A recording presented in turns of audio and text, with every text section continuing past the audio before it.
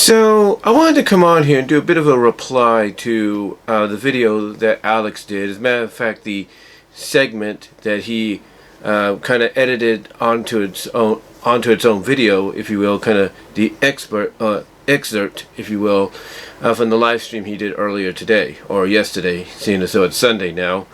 It's 12:50 a.m., 50 minutes after midnight.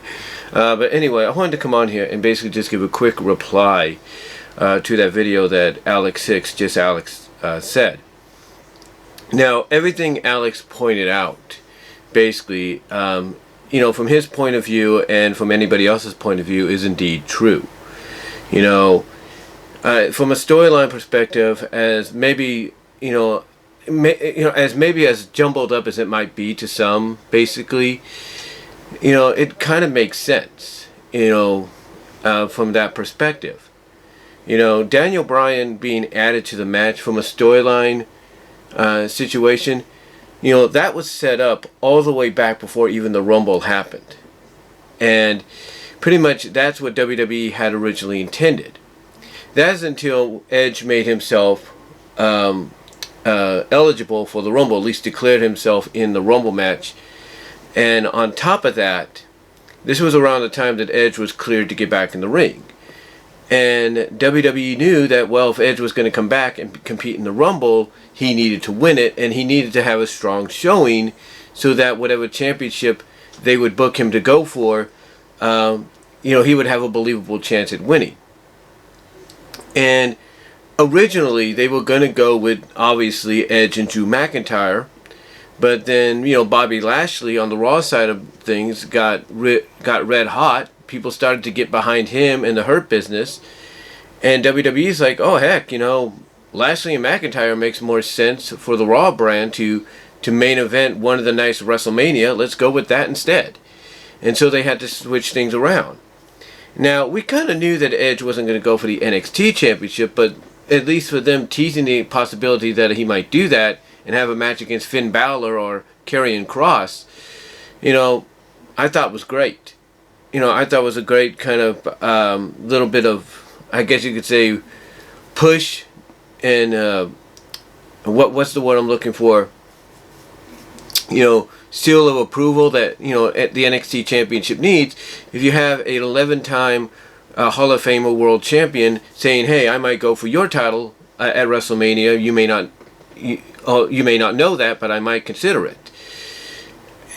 But then he went for the Universal Championship, which a lot of people pretty much suspected could be the case. And from a storyline perspective, just like with the NXT title, it's a championship Edge has never won. He's been a WWE champion multiple times over, a world champion multiple times over, but he's never been the Universal Championship. And that championship came into existence about a year or two after he had to hang him up, beyond his control. So for him to go after the Universal Championship and go up against a guy that basically thinks, he's better than everybody else, he can do whatever the heck he wants, and to basically prove that, hey, you might be all talk and everything, and you may be able to back it up, when you can or when you have an advantage. But what happens when you have to back it up one-on-one against somebody that's, just as much an opportunist or known to be an ultimate opportunist as you? So from a storyline perspective, in that sense, it would make sense, because both, people would assume we'd be built up as being masters of the spear and everything. But then going back to Daniel Bryan, WWE obviously realized, oh, wait a minute, we still have to put Daniel Bryan in the world title, in the Universal title picture as well. We still have to try to keep those plans going, because, obviously that's what they originally intended, and they didn't want to go back on it. And obviously Vince McMahon probably saw the fact that, well, he wants Edge in there, he wants Daniel in there, he wants Roman in there, he wants the best possible closing match, championship match, to close out the 2 nights of Mania. So it was either go with Edge and Roman, with Edge taking the pinfall instead of walking out with the championship, because, obviously with his contract status, he doesn't wrestle that much. He's a part-time guy. Or go with, or potentially go with somebody that is going to be there and at least have one last final run. So yeah, WWE kind of backed themselves into a corner by wanting to still go forward with the Daniel Bryan plans, but then wanting to potentially go the Edge route. But you know, in the long run, they don't want either. They don't want basically either three men to look bad. They want to keep them strong. And if Daniel taking the pin to Edge, Edge basically stealing the victory from Roman is one way of going with it, then so be it. That's potentially what could happen. I mean, Edge pretty much said it himself on Smackdown. Hey, if Daniel gets added, I don't have to beat you to win the championship at WrestleMania. I can beat him. So you're already getting the seeds planted that Roman, basically has less of a chance of retaining his title at Mania because, he could do all the work, if you will. He could do all the work, and Edge could be, live up to his Hall of Fame status of ultimate opportunist. Basically, hit Roman in the back with a chair or attack him from behind or toss him from the ring and then just cover Daniel 1, 2, 3 and get the pinfall. Now, here's the thing though. Daniel has made it clear from a storyline perspective, even before the Rumble, that this could be his last year. Not just, with the company, but as an in-ring competitor. And that if this is indeed the last time he's going to be competing in the WWE and in wrestling in general, he wants to go out the way he potentially just came in, and that's, on top. He wants to basically be a fighting champion, a fighting universal champion going forward, or, going out, if you will. And with the rumors, circulating about that he might be inducted into the Hall of Fame this year, from a storyline perspective, it would make sense to potentially give him that one last run. And then, as Alyx has pointed out, you could have him lose to Roman the following month at Extreme Rules or Backlash, whatever the event will be. Or you could have him lose to Edge, that around that same time too, either at Backlash or Extreme Rules. You can have him lose to either one of them in a triple threat rematch, which we've seen before. WWE has done this before after Mania. They've done triple threat rematches on the pay-per-views that follow. So we could see that, and that's how Daniel loses it.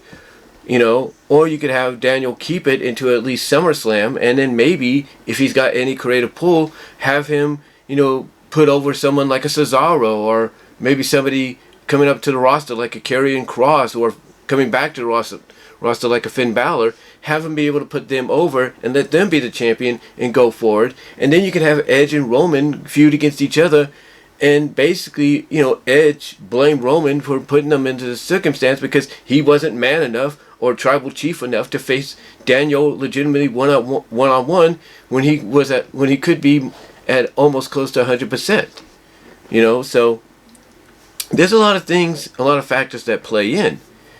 But this main event overall, besides all the backlash it's getting, and besides all the behind the scenes, craziness that's led to it, if you take away the negative and focus on the positive, as a lot of people say, this match closing out Mania will potentially be one of the show stealers.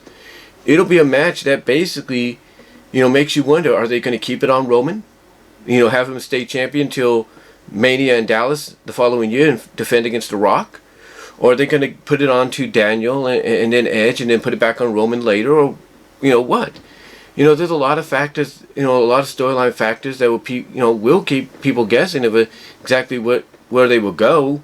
And assume, basically go and assume, what direction they may lead towards heading into next year's Mania. But overall, again, if you take away the negative of all the, convoluted, confusing ways this all came to be, this match overall will be one of the show stealers at Mania, and will be, in a sense, a very appropriate way to close out Night 2 and close out Mania in general, because you're either on the biggest stage of all gonna, acknowledge Roman Reigns' dominance as the head of the table and the tribal chief by having him beat Edge and Daniel. Or you're going to, give Edge that semi-feel-good moment of becoming champion after, being away for over a decade or so and not being a champion for over a decade. And now he's champion again. He's holding it. He's champion, and he's the champ. And he's holding a championship. He's won a championship he's never won on before. Thus, he's a 12-time champ, and he's won all the championships WWE-wise, major WWE World Championships, won the WWE title, the World title, and now the Universal title. Or you can give Daniel that feel-good moment, that one last feel-good moment, to tie in with his potential Hall of Fame induction that's being rumored, where he becomes, you know, the first Hall of Famer, the first Hall of Famer to be inducted in the same year, and at the same time he becomes Universal Champion or World Champion, Universal Champion at WrestleMania. So there's a lot of factors that potentially will play in, and it will make you guess of exactly where they may go. You know, like what direction. Because again, you could still put the belt on Roman and still build to him and Rocket, you know, Mania in Dallas. But again, the question's going to be, you going into this, is okay with both men, all three men, not wanting to look bad, you know, and WWE, put their mind not wanting to have all men look bad. You know, where do they go? What direction? You know, how do they go? You know, how do they, you know, move forward with, you know, after Mania? Like, who do they decide to put over, you know, to close out Mania as a whole? And again, all that guessing as a fan, like you're wondering what direction they potentially could go in, even if you pretty much are sure to yourself, oh, I know where they're going to go. I know what they're going to do. You know, in the end, they want to make sure they have probably one of the best matches from a semi-convoluted storyline perspective that will close out Mania and send people home satisfied, whether they like the outcome or they don't. But overall, you know, Alyx has a point in what he says. You know, you may not like it, and that's fine. But, you know, really think about it. You know, WWE has no one but themselves to blame for this. They don't. You know, they could have easily just said, Edge, you challenge Drew and be done with it. Or Edge would add you to Drew and Lashley and be done with it. And that's it. But obviously they wanted to give him a feel-good moment, you know, coming back after all these years. But now they're stuck in a bind. Like, okay, do we give it to Edge? Do we give it to Daniel? Or does Roman retain? Either way, it's going to be a great match. And like Alyx said, no one, WWE and Vince McMahon and all of them have no one to blame but themselves for putting us into this situation. But besides that negativity and the blame that WWE needs to take because of this, you know, the positive's going to outweigh that negative. And even though WWE kind of blundered themselves here, they probably blundered themselves right into potentially one of the best matches they're going to have, one of the best main event championship matches they're going to have to close out WrestleMania in its story, in its recent history. So yeah, you know, Alyx has a point. You know, we may not agree with, you know, everything he says sometimes when it comes to things, wrestling wise, but you know, this time he has a point. And again, WWE has no one to blame but themselves. And even though they have no one to blame but themselves, their blunder may lead to one of the best closing matches of WrestleMania overall this year in its recent memory. So let me know what you guys think, though. Comment down below. Alyx, I'd like to hear from your reply. And thanks for doing the video. Really appreciate that. Keep up all the hard work that you're doing. But let me know what you guys think in the comments below in the live chat, and check out his video. He did an expert.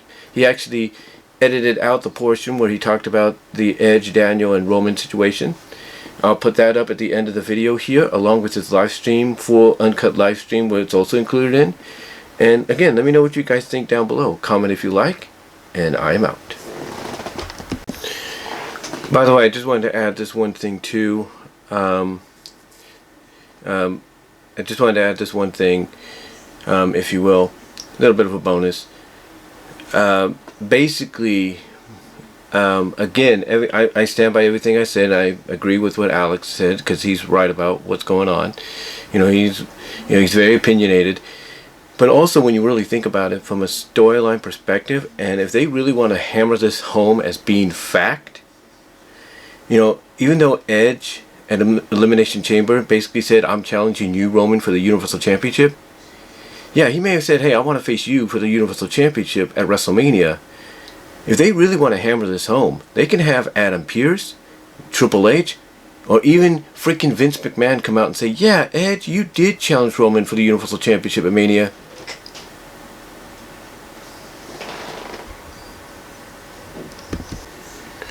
Like I was saying, basically, you know, from a storyline perspective, you know, if they really want to hammer this home, they can have, like I say, Vince McMahon or even Triple H come out and say, yeah, Edge, you did choose Roman for the Universal Champ to face for the title, for the Universal title of WrestleMania. But there's a catch. There's a bit of an asterisk there. And that is, even though you chose Roman, in reality you were choosing the Universal Championship to go after. So basically you can have, Triple H or Vince come out and say, yeah, just because you declared you wanted to face Roman for the Universal title, you actually declaring you want to challenge for the Universal Championship. So it wouldn't have mattered who you faced. You were still going to go for the Universal title in the main event of Mania. So if they, again, from a storyline perspective, they really want to hammer it home, they can have one of those three people, Adam Pearce, Triple H, or even freaking Vince McMahon, acknowledge that, yeah, Edge, you did win the Rumble, you did earn the right to challenge for whatever title you wanted, you chose Roman for the Universal Championship, but in reality you chose the Universal title to go after, not the person that holds it. So that's one thing I think hopefully they kind of clear up this upcoming Friday, before one of the Fridays before Mania, because if they don't, it's still going to make it probably won't matter, honestly, but if they can at least do that, at least it will basically, for the fans that are upset about this, will kind of clear the air hopefully and make them realize, oh, so it wouldn't have mattered if Daniel won the championship or not. Edge in reality was declaring for himself for the Universal Champion, or his challenge for the Universal Championship. So hopefully they clear that up, but we'll see. If they don't, it's still going to be a good match in the end. I do agree with that. The positive in this case really outweighs the negative. So again, let me know what your thoughts are down below. Comment if you like. I will provide links at the end of this video here to both the video expert from the live stream that Alyx did, along with his full live stream that this was a part of. His original topic, the video was a part of originally at the end. So let me know what you guys think in the live chat. Comment down below. Let me know how you feel about this. And Alyx, keep up the great work, man. Really appreciate what you're doing. And take care. Peace out. And Alyx, if you see this in your email, thank you for watching, man. Really appreciate it. Peace.